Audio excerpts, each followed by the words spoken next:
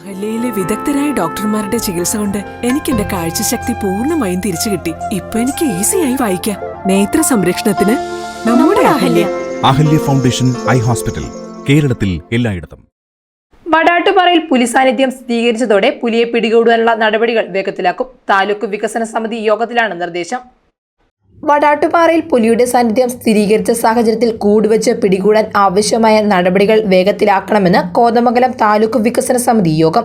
താലൂക്കിലെ വന്യമൃഗശല്യം നേരിടുന്ന പ്രദേശങ്ങളിൽ പ്രതിരോധ സംവിധാനങ്ങളുടെ ഭാഗമായി നടത്തിക്കൊണ്ടിരിക്കുന്ന ഫെൻസിംഗ്, ഹാങ്ങിംഗ് ഫെൻസിംഗ്, ഡ്രഡ്ജിംഗ് എന്നീ പ്രവർത്തനങ്ങൾ സമയബന്ധിതവും കാര്യക്ഷമമായി പൂർത്തീകരണം ബന്ധപ്പെട്ട റേഞ്ച് ഓഫീസർമാർ ഉറപ്പുവരുത്തണമെന്ന് MLA താലൂക്ക് യോഗത്തിൽ നിർദ്ദേശിച്ചു.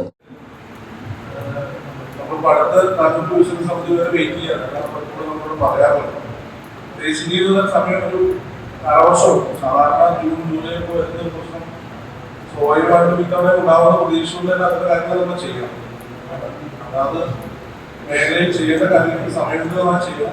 മറ്റ് വേറെ എന്തെങ്കിലും സഹായങ്ങൾ ഇവിടെ താലൂക്ക് കേന്ദ്രത്തിൽ നിന്നൊക്കെ അത്തരം എന്തെങ്കിലും ഇടപെടൽ വരാമെങ്കിൽ നിങ്ങൾ ശ്രദ്ധയിൽപ്പെടുത്തിയാൽ ആ സമയത്ത് നമുക്ക് അത്തരത്തിലുള്ള ഇടപെടൽ നടത്താം. പൊതുവെ പറയാനുണ്ട്, മറ്റു കാര്യങ്ങളിലേക്ക് ഉൾപ്പെടുത്തുന്നില്ല. യോഗത്തിൽ പങ്കെടുത്ത പത്രവാക്യം നന്ദി രേഖപ്പെടുത്തി യോഗം അവസാനിച്ചതാണ്. താലൂക്കിലെ വിവിധ ഭാഗങ്ങളിൽ ലഹരിവിരുദ്ധ നടപടികളുടെ ഭാഗമായുള്ള പരിശോധനകൾ ശക്തമാക്കുന്നതിന് താലൂക്ക് സമിതി എക്സൈസിനും പോലീസിനും നിർദ്ദേശം നൽകി.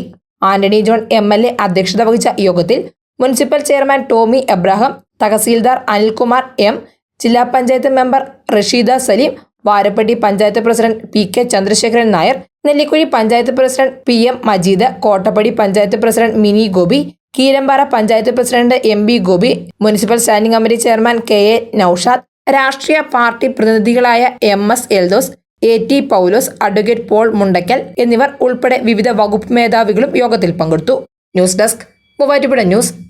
നിങ്ങളുടെ പഠനാനുഭവത്തെ കരുത്തുറ്റതാക്കാൻ NAC അക്രഡിറ്റേഷനിൽ A++ കരസ്ഥമാക്കിയ മൂവാറ്റുപുഴ നിർമ്മല കോളേജിൽ 2025-26 അധ്യയന വർഷത്തെ അഡ്മിഷൻ ആരംഭിച്ചിരിക്കുന്നു.